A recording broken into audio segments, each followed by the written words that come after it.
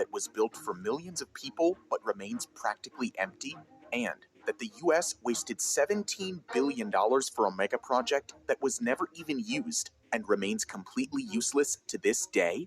Today, we will explore 5 of the most useless mega projects in the world. Before we continue, make sure to like this video and subscribe to Top Luxury. Share your thoughts about these mega projects in the comments below. Number 5. Interstate H3, Hawaii. Let's start with a breathtakingly scenic highway in the Aloha State, Hawaii. The 26-kilometer-long Interstate H3 passes through one of the most stunning landscapes in the world. It is so stunning that there were genuine concerns of motorists stopping and creating traffic hazards. However, the highway is as controversial as it is beautiful. It was first proposed in 1960 with defense considerations in mind, as the highway would connect the Pearl Harbor Naval Base on the south side to the Marine Corps Air Station on the east coast.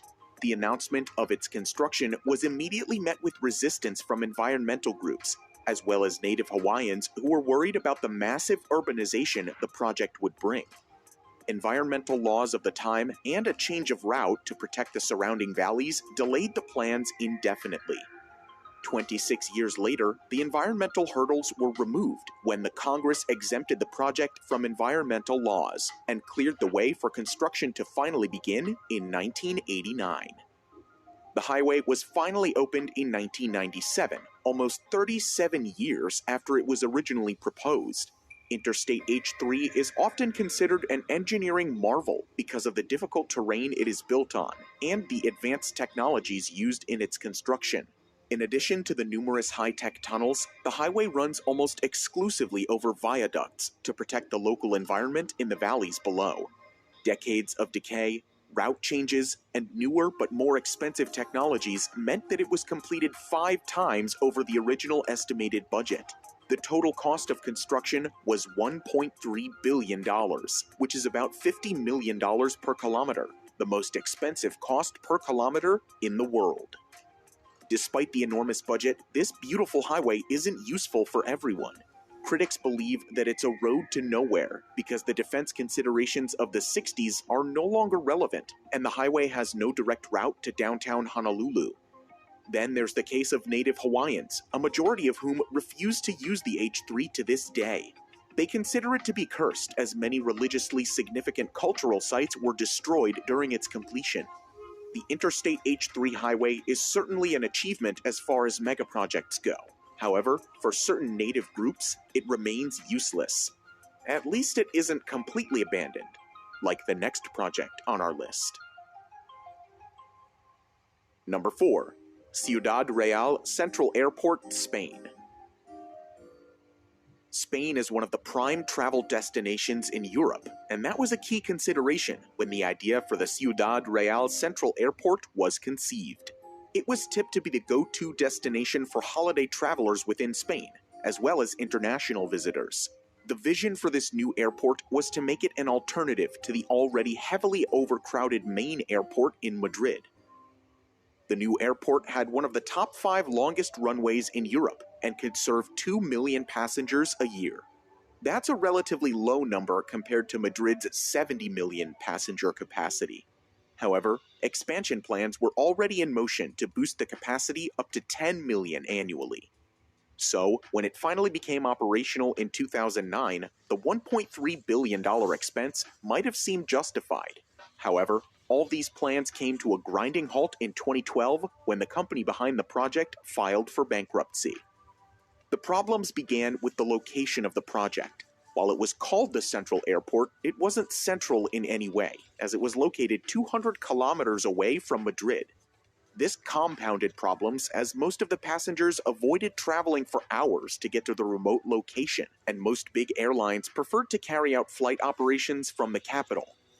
So, within the first year of opening, the newly built airport was reduced to a single small-time airline. With no major airlines to attract passengers, the airport had accumulated a $350 million debt by 2012. Unsurprisingly, it went into receivership and was put up for auction in 2013. The airport was even popularized as an abandoned location by the hit British TV show Top Gear in 2014.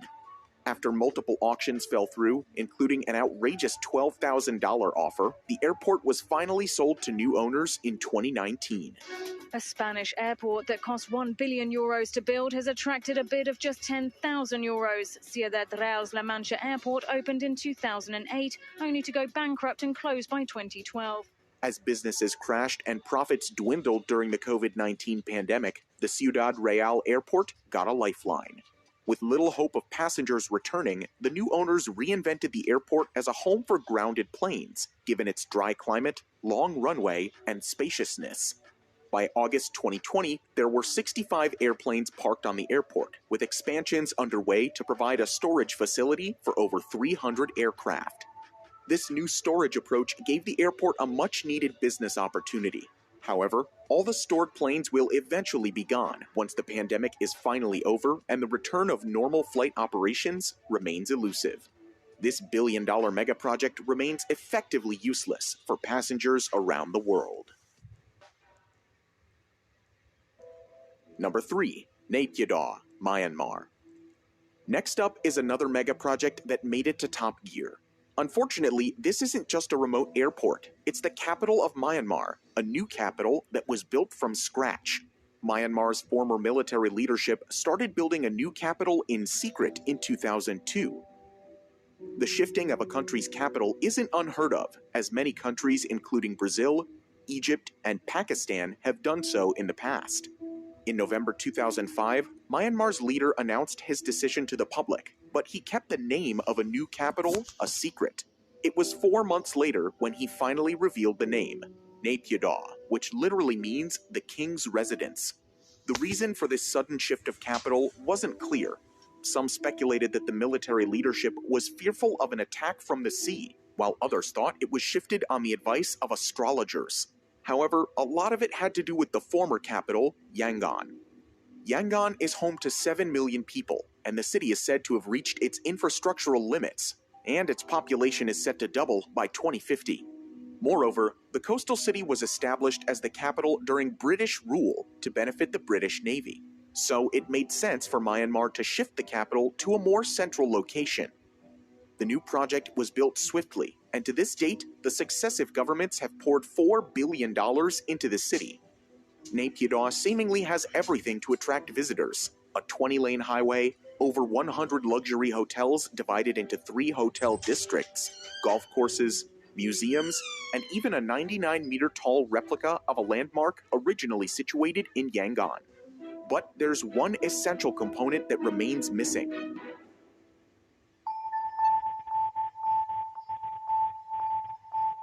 the population. The new capital is home to less than 1 million residents, most of which reside in the suburbs that were present even before the city became the capital. But why does no one want to live there? A lingering gap in health facilities, lack of quality educational institutes, and economic opportunities mean that most of the population is reluctant to make the city a permanent home. So, the city often paints the picture of a deserted place and is often referred to as a ghost town. The incredible 20-lane highway is practically empty. Traffic congestion is unheard of, and at times, a single automobile is caught drifting along the tremendous road. The city has an airport that can handle 3.5 million passengers every year, but on a busy day, a dozen people will actually use it. The shopping malls are visited only by the diplomatic staff on weekends, while the hotel lobbies are mostly empty. Despite the apparent barrenness, there's a silver lining for the royal capital. It's built as a city of the future, and with the exploding population, Naypyidaw still has time for an inevitable redemption. For now, it's arguably the world's strangest capital, and remains useless for much of the country's population. Number 2. Forest City, Malaysia.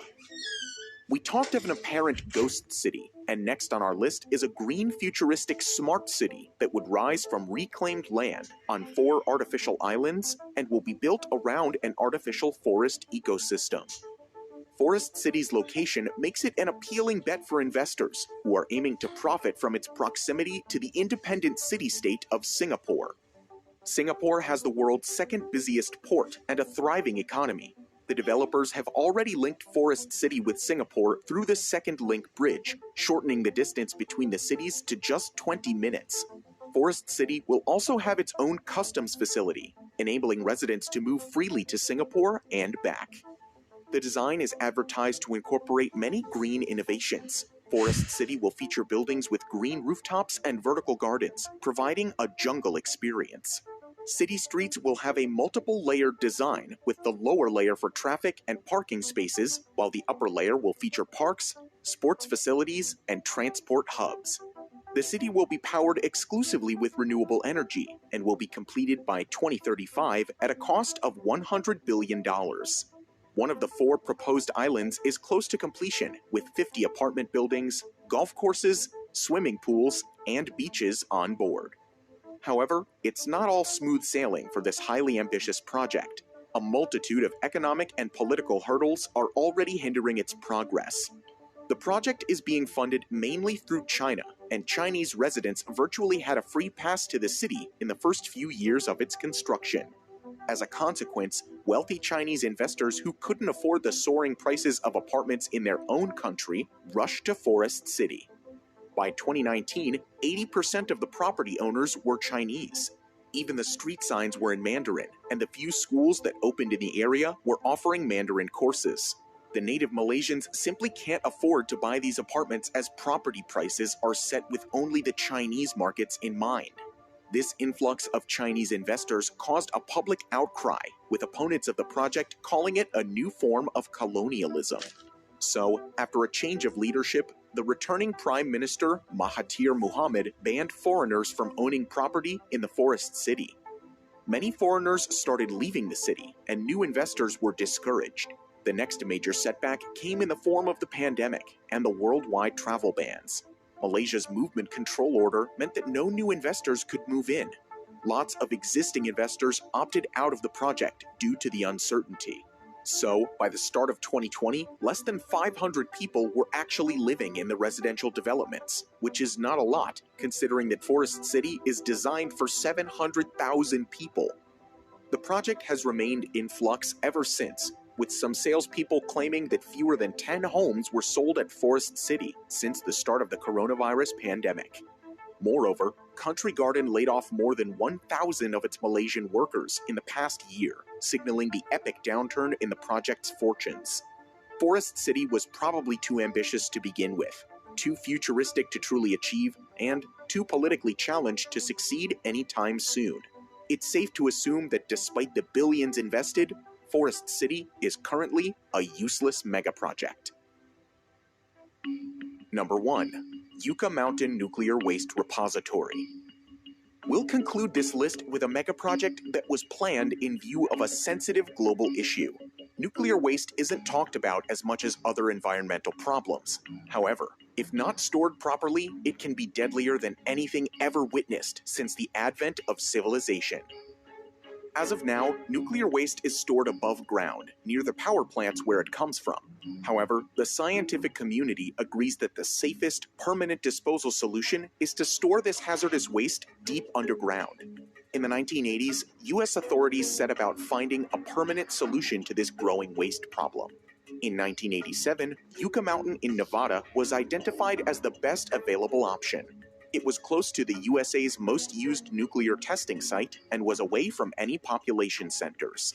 The plan was to deposit the waste from all over the country in a tunnel complex about 300 meters under Yucca Mountain.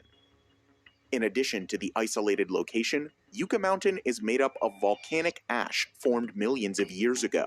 It allows the Yucca Mountain to absorb any radioactive waste without crumbling or cracking. Yucca Mountain seemed like a great location for a repository on paper, but Nevadans were having none of it. The United States has over 100 operational and closed nuclear reactor sites in 34 states, but none of them were in Nevada. So, the congressional representatives and the general public vigorously opposed the idea of being the only nuclear dumping site in the whole country. Furthermore, question marks were raised over the official hydrological and geological surveys of the Yucca Mountain. Opponents believed that the site was unsuitable for a repository, as it runs the risk of contaminating a nearby water source.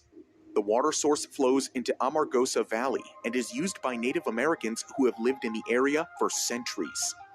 Despite the opposition, the project won approval in 2002, and the Department of Energy resumed construction. However, Nevada's opposition only grew stronger. They contended that routine exposures during the transition will stigmatize Nevada's residents and affect tourism in the state.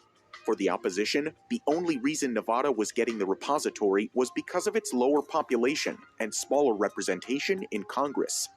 By the time Barack Obama took office, the whole project had become highly politicized, and in 2010, the Obama administration deemed the project unworkable and stopped funding it. 3 years later, a federal court ordered its resumption again, but there has been little progress since. The Biden administration has clearly stated that Yucca Mountain isn't a part of the country's plans anymore. Nevada seems to have won the battle after 4 decades. Decades of planning, legal troubles, and over $17 billion have gone into the Yucca Mountain project. But after all is said and done, it has never been used and remains a useless megaproject.